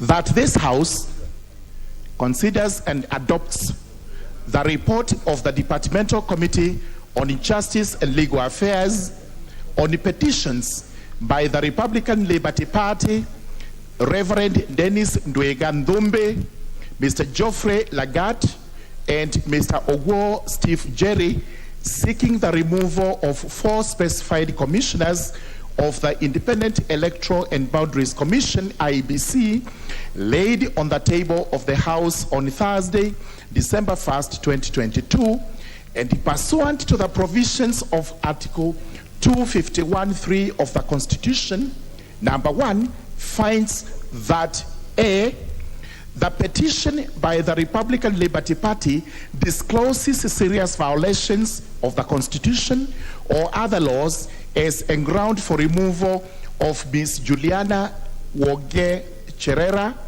Ms. Irene Cherop Maset, Mr. Francis Mathenge Wanderi, and Mr. Justus Abonyo Nyang'aya as commissioners of the Independent Electoral and Boundaries Commission.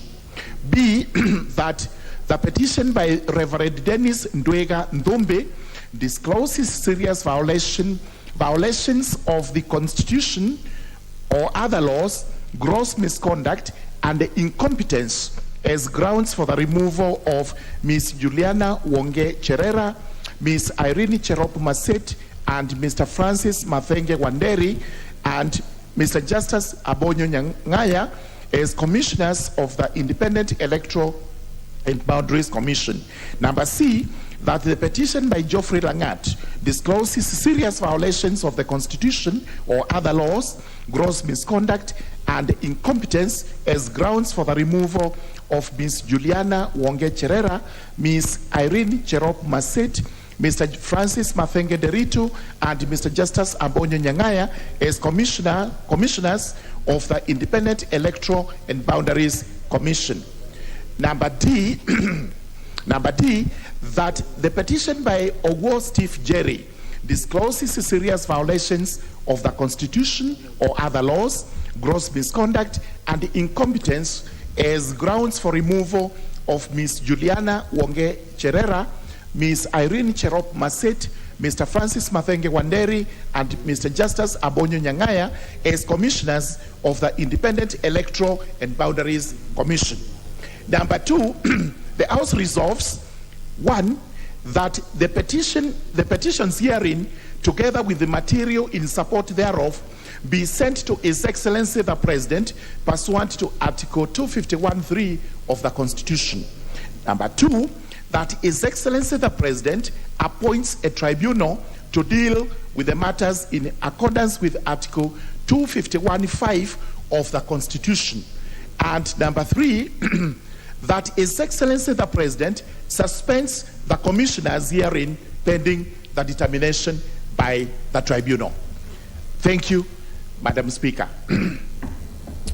Madam Speaker, I beg to give notice of this motion that, taking into consideration the findings of the Departmental Committee on Justice and Legal Affairs in its report on the vetting of a nominee for appointment as Principal Secretary and laid on the table of the House on Thursday, December 1st, 2022, and pursuant to the provisions of Article 155(3)(b) of the Constitution, approves the appointment of Ms. Mary Muthoni Morioki as Principal Secretary, State Department for Correctional Services. Thank you, Madam Speaker. The Honorable Gabriel Tongoya, Chairperson, Committee on Administration and Internal Affairs. Thank you, Madam Speaker. Honorable Speaker, I beg to lay the following papers on the table of the House today, Thursday, 1st of December 2022. The report of the Departmental Committee on Administration and Internal Affairs on the vetting of the following nominees for appointment as Principal Secretaries. 1, Mr. Julius Korir, State Department for Cabinet Affairs. 2, Ms. Aurelia Rono, State Department for Parliamentary Affairs. 3, Dr. Raymond Omolo, State Department for Interior and National Administration. 4, Ambassador Professor Julius Bitok, State Department for Citizen Services. And 5, Ms. Esther Ngero, State Department for Performance and Delivery Management. At the same time, Madam Speaker, I want to give notice of motion on that, taking into consideration the finding of the Departmental Committee on Administration and Internal Affairs in its report on the vetting of nominees for appointment as Principal Secretaries, laid on the table of the House on Thursday, December 1st, 2022, and pursuant to the provision of Article 155(3)(b) of the Constitution, approve the appointment of the following persons as Principal Secretaries: Mr. Julius Korir, State Department for Cabinet Affairs; Ms. Aurelia Rono, State Department for Parliamentary Affairs; Dr. Raymond Omolo, State Department for Interior and National Administration; Ambassador Professor Julius Bitok, State Department for Citizen Services; and Ms. Esther Ngero, State Department for Performance and Delivery Management. Should it be seconded? I ask Mheshimiwa Wanyama to second. It's not necessary. The Honorable Daniel Wanyama, Chairperson for Departmental Committee on Sports and Culture. Thank you, Honorable Speaker. I beg to lay the following paper on the table of the House today, Thursday, December 1st, 2022.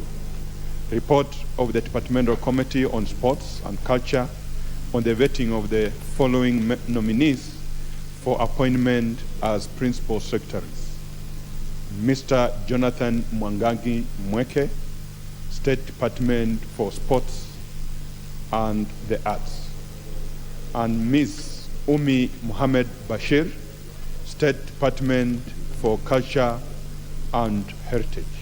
And at the same time, Honorable Speaker, I give notice of the motion that, taking into consideration the findings of the Departmental Committee on Sports and Culture in the report on the vetting of nominees for appointment as Principal Secretaries, laid on the table of the House on Thursday, December 1st, 2022, and pursuant to the provision of Article 155(3)(b) of the Constitution, approves the appointment of the following persons as Principal Secretaries: Mr. Jonathan Mwangangi Mweke, State Department for Sports and the Arts, and Ms. Umi Mohammed Bashir, State Department for Culture and Heritage.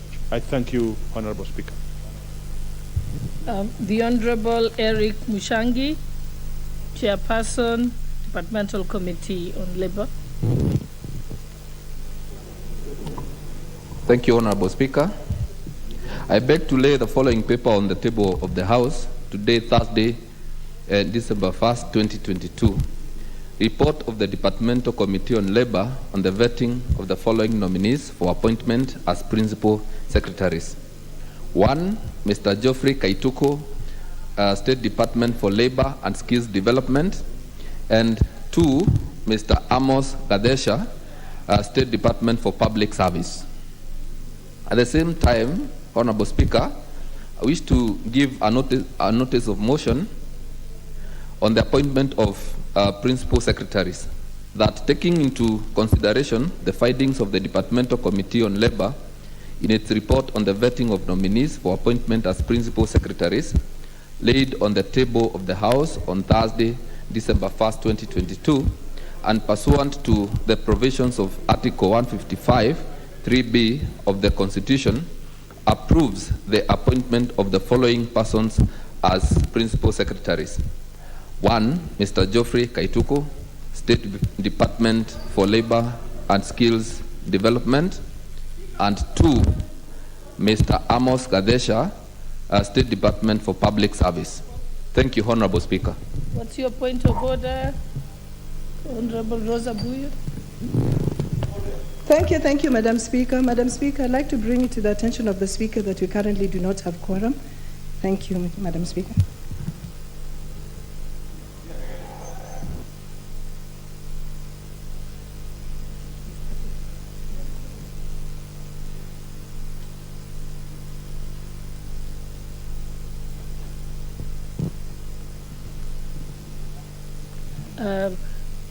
Honorable Chairperson, Eric Mushangi, you may complete your. Have you moved your notice of, given your notice of motion? Okay. So.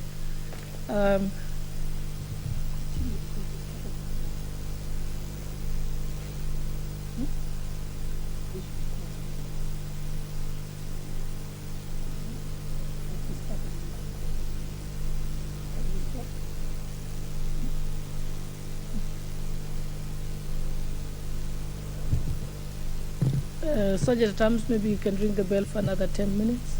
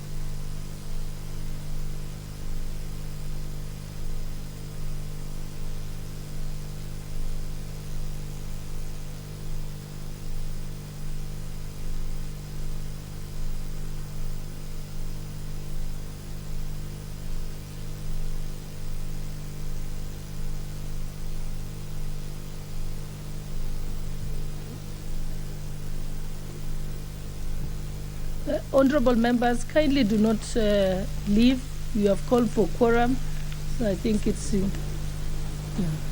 And could the whips kindly try and get members to come in?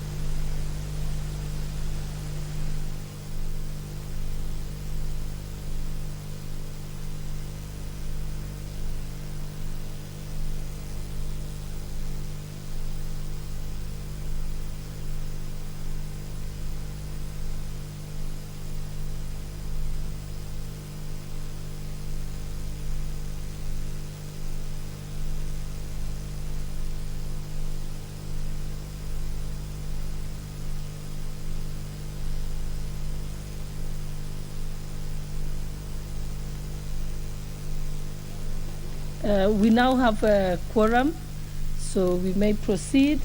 The Honorable George Kariuki, Chairperson for the Departmental Committee on Transport and Infrastructure.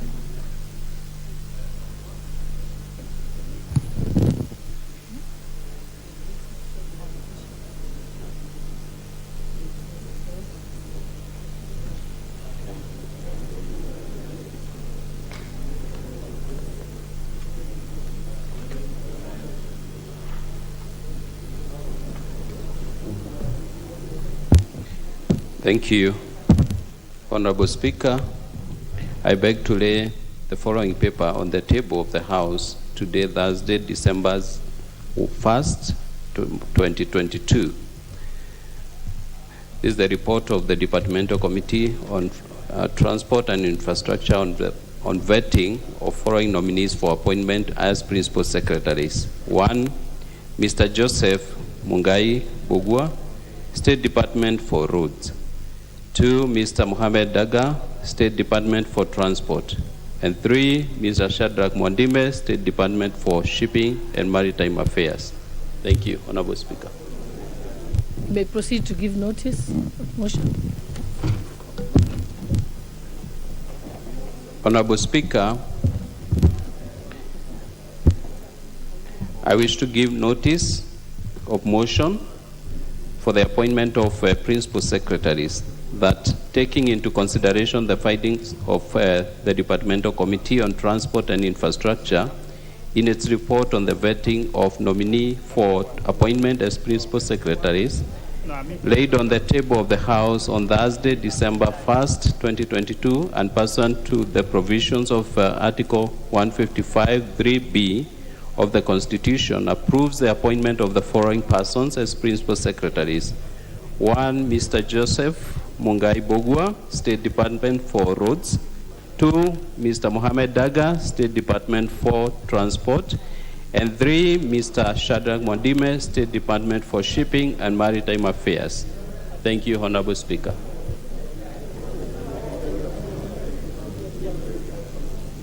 Thank you, Honorable Speaker. Nelson Koech, Chairperson for the Departmental Committee on Defense, Intelligence and Foreign Relations.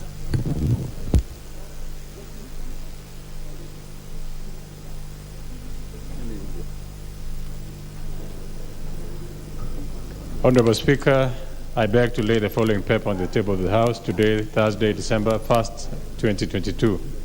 Report of the Departmental Committee of Defense, Intelligence and Foreign Relations on vetting of the following nominees for appointment as Principal Secretaries. Mr. Patrick Mariru, State Department of Defense, number 1. Number 2, Dr. Abraham Korir Arab Singoe, State Department of Foreign Affairs. Number 3, Roslyn Kathuren Jogu, State Department for Diaspora Affairs. And number 4, Abdi Dubat Fido, State Department for East African Communities.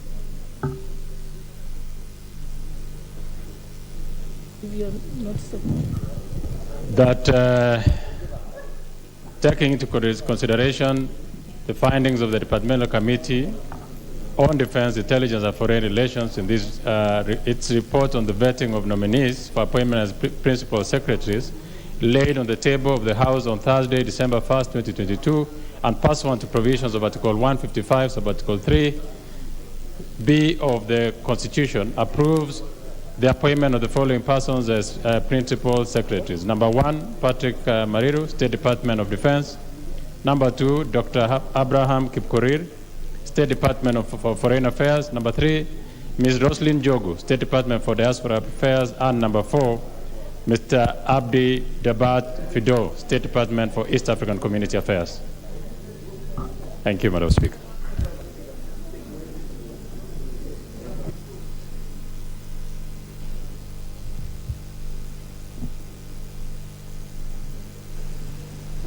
Okay, next order.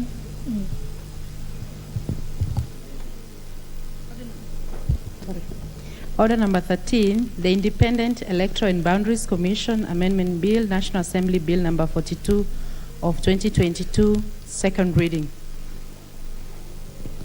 Leader of Majority. Honorable Speaker, thank you, Honorable Speaker. The business listed as order number 13 on the Independent Electoral and Boundaries Commission Amendment Bill, National Assembly Bill number 42 of 2022 was listed for second hearing today, second reading. So, Honorable Speaker, I have been sitting with too many lawyers around me, and I am now getting accustomed to hearings instead of readings. And I think because of the myriad of court cases that have been around the National Assembly on matters to do with NGCDF and so many other issues, Honorable Speaker, I get rather mixed up on hearings and reading. And Honorable Speaker, this bill was scheduled for second reading, not hearing, as I said. And although it's also a hearing, because the people of Kenya are hearing us as we debate on very important issues to do with IEBC. Honorable Speaker, you remember we had the IEBC bill in the last parliament, in the 12th parliament, and part of the section of that bill, Honorable Speaker, were invalidated by the court, and that is what has necessitated this bill. However, Honorable Speaker, as you're aware, the Committee on JLAC is currently sitting, finalizing on the report of public participation. And Honorable Speaker, with that in mind, we had requested that this be rescheduled to this afternoon once JLAC have finished. And I'll be begging for indulgence, Honorable Speaker. But we also be, in the afternoon, be making a communication, Honorable Speaker, on the issues pertaining to NGCDF and GAF. I know many of our members are very apprehensive, Honorable Speaker, on the issues of GAF and NGCDF. And there is already a letter that has been sent to Parliament by the Cabinet National Treasury on fulfilling his promise. And we will be doing that this afternoon, Honorable Speaker. Therefore, Honorable Speaker,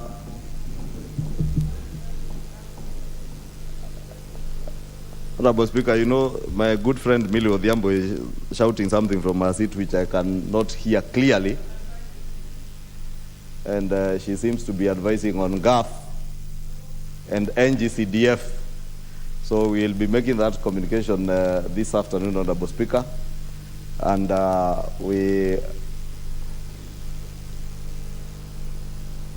we will therefore beg your indulgence, Honorable Speaker, on the two issues that we move them to this afternoon, following consultations, Honorable Speaker, with the Chair, JLAC, and as I consult the clerk on the actual tracing of that letter from the Cabinet Secretary and National Treasury.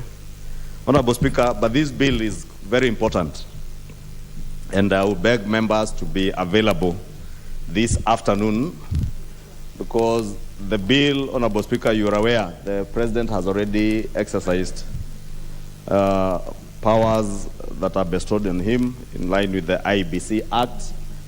Members are aware that 3 of the commissioners' terms come to an end at the end of, I think, sometime in January. And the other 4 commissioners, that commission has 7 members. The other 4 commissioners have been subject to a petition that was already in the hands of JLAC. And Honorable Speaker, without preempting any debate, I've seen the Chair JLAC has already tabled the report of on the petitions touching on the 4 commissioners.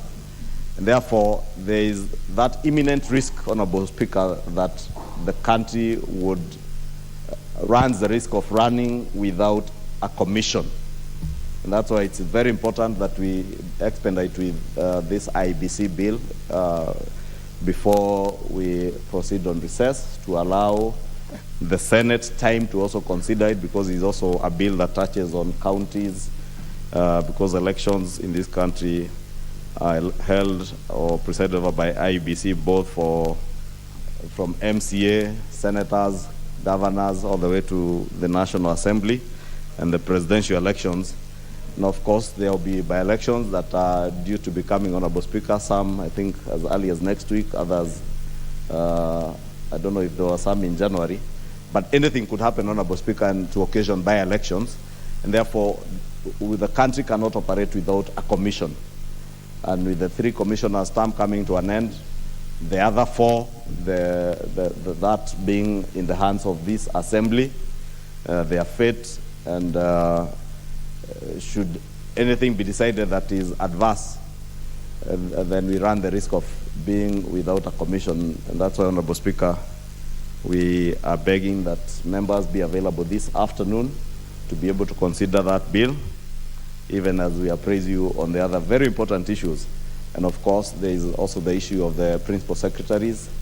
Members are aware that principal secretaries are our accounting officers in all ministries. And a lot of the issues that affect our people in our constituencies are addressed through these ministries, be it education, be it roads, and without substantive holders of those offices, Honorable Speaker, and the ones that are outgoing may not be very enthusiastic to deal with many of the issues that we take to their offices, knowing that they're on their way out. It's also equally important that before we proceed on recess, we approve all the principal secretaries to ensure that our ministries have accounting officers. And when we patronize those offices to be able to get help for our constituents, we have officers of government who can be able to attend to issues pertaining to our constituents. Honorable Speaker, I will beg your indulgence that then you do direct that we consider these 2 matters in the afternoon, Honorable Speaker. And I know IEBC and electoral matters are quite emotive.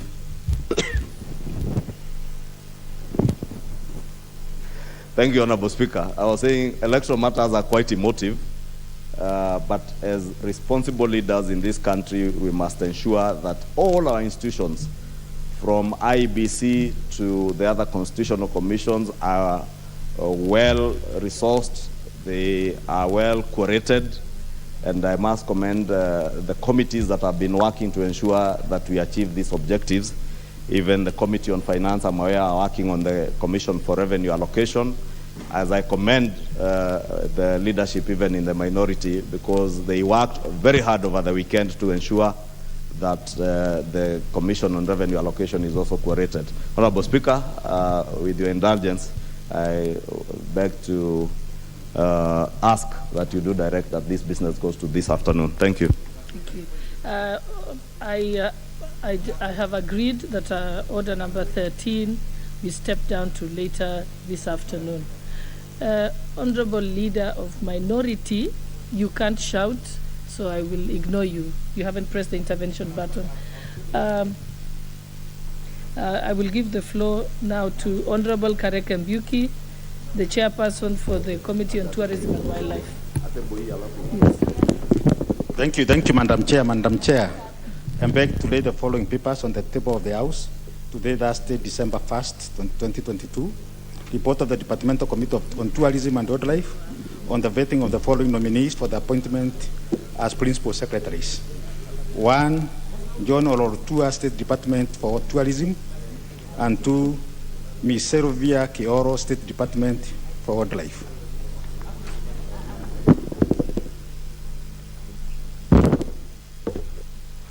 We proceed to give notice of motion. Thank you, Madam Speaker. Madam Speaker, I wish to give the notice of the following motion, that taking into consideration the finding of the Departmental Committee on Tourism and Wildlife in its report on the vetting of nominees for the appointments as Principal Secretary, laid on the table of the House on Thursday, December 1st, 2022, and pursuant to provision of Article 153B of the Constitution, approve the appointment of the following persons as the Principal Secretaries. 1, John Olortua, State Department for Tourism, and 2, Ms. Selvia Kioro, State Department for Tourism. I thank you, Madam Speaker. Honorable Leader of Minority Party, I think earlier I chose to ignore you because you were shouting instead of pressing the intervention. Madam Speaker, you know, now you're in order. The Leader of Minority cannot shout. Leader of Minority holds a constitutional office and cannot shout necessarily in the House. He can only express himself on pertinent issues that concern the country. Madam Speaker, I've got 2 issues. One is again to agree with Honorable Chungwa on the important matter, the important pending matter of NGCDF. If I heard him correctly, he undertook to report back to this House in the afternoon on that matter. That's critical because, and I can see members are eager and happy to prosecute business here, but will come back and thank me later. I can tell you.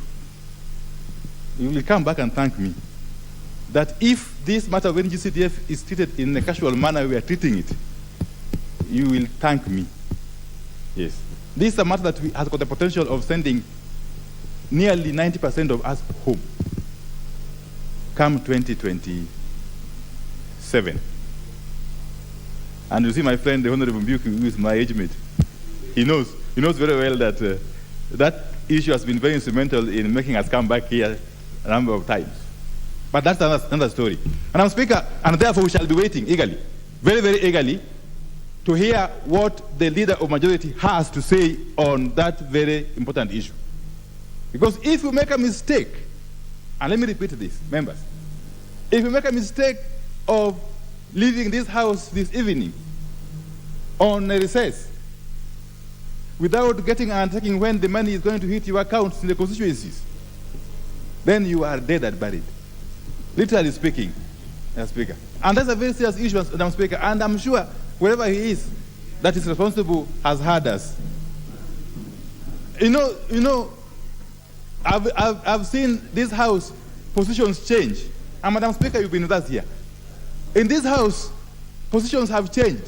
One time you are a majority, another time you are a minority, one time you are... What has not changed is the interest of our constituents. Is the interest of our constituents. And I want to plead with you, members, that even as we rush to conclude some business, be sure that there is a lot of problem waiting for us out there. 2, Madam Speaker, I have seen the Leader Majority ask you, and you've done so, and I can't put your ruling. I don't want to do that. We must go back and start respecting our own rules. Now, Speaker, business in this House is scheduled by the House Business Committee. Every possible business in this House is scheduled by the House Business Committee, which is chaired by none other than the Speaker of the House. And there's a reason why the House Business Committee is the only committee which is chaired by the Speaker. In the previous dispensation, before the 2010 Constitution, the House Business Committee was a committee of the House which was populated by nearly all cabinet secretary ministers then. And that goes a long way to show you how important that committee is. That a House of Parliament cannot engage in any business without being approved by the House Business Committee, including the time allocated. it's not enough to say that the House Business Committee had allowed this business to come on this day. It must be on a specific timeline. If it is in the morning sitting, it must be in the morning sitting. It cannot be changed arbitrarily from morning to afternoon. What is your point? My point is that this House has a duty to respect its own rules. That is my point. And therefore, the proposal to push that bill, that business on the amendment bill on the IEBC Act to the afternoon is irregular, is unprocedural. Of course, you will have your time to speak, Honorable Chungwa. Just listen to me and get my points. Majority, So, you have a point so that let me just conclude, then you can have the whole day to speak. so that we play by the rules. But more critical, Madam Speaker, is that as we continue with these deliberations, honorable members, including you, Madam Speaker, must be conscious of what is in our best interest as a House. Thank you. Honorable Leader of Majority. Thank you, Honorable Speaker. And I'm sorry, the Leader of Minority thought I wanted to interrupt him. I actually wanted to inform him, because the Leader of Majority is a member of the House Business Committee. The Leader of Minority is a member and the ranking member of the House Business Committee, which sits every Tuesday. And we indeed had a meeting this Tuesday. The only sad thing, Honorable Speaker, is that the Leader of Minority cannot stand before this House and purport there is business that is irregularly before the House, knowing all too well at the time the House Business Committee was sitting this Tuesday, there was not a single member of the minority in the House Business Committee. They were busy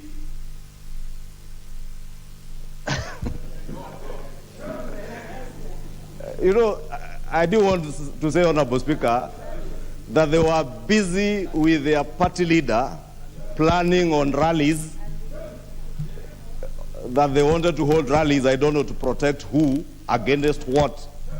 Therefore, it's very unfortunate that the Leader of Minority would stand before the House and purport that such important business was not considered in a House Business Committee, which he is entitled to attend and failed to attend, as he attended to other rather unnecessary gatherings.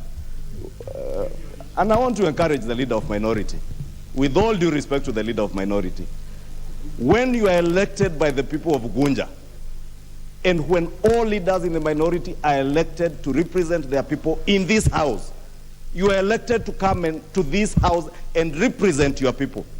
And therefore, even in the House Business Committee, you come to represent people in that committee. And therefore, when your party leader directs you, even as he did in the Jailer Committee, to lead you to walk out of a committee of Parliament, then you belittle the people who elected you, and you're telling the people who elected you that you cannot make decisions as leaders by yourselves, that you have to wait for your leader, party leader, to direct you on which meeting to attend, when to walk out, when to stand, when to sit. Please act as leaders who can take charge of business before the House. You had the opportunity to appear in the House Business Committee as a Leader of Minority. You had the business of even mobilizing other leaders in the minority to attend the House Business Committee and have your say in committee. But you cannot now come and stand before national TV, because you know you're on national TV, to pretend that this business did not come. You are not only misleading members who are seated here, but misleading the entire country. You should be bold enough, Honorable Pio, to tell the country that you don't have the audacity, you don't have the guts to stand on your 2 feet as the leader of minority. Lead the minority. Stop allowing the former Prime Minister to lead the minority from outside the House. Even the President is not leading this House, and the majority from outside the House, my brother. And it is not in your standing, the leader of minority, to tell me when to stand or when to sit. I sit when I am directed by the speaker, not you. Honorable Leader of Majority, you have made your point. The Honorable Leader of Minority, you already had your say. I have ruled on that matter, and therefore we shall now proceed. Honorable members, the time being 11:45, this House stands adjourned until today, Thursday, 1st December 2022 at 2:30 p.m.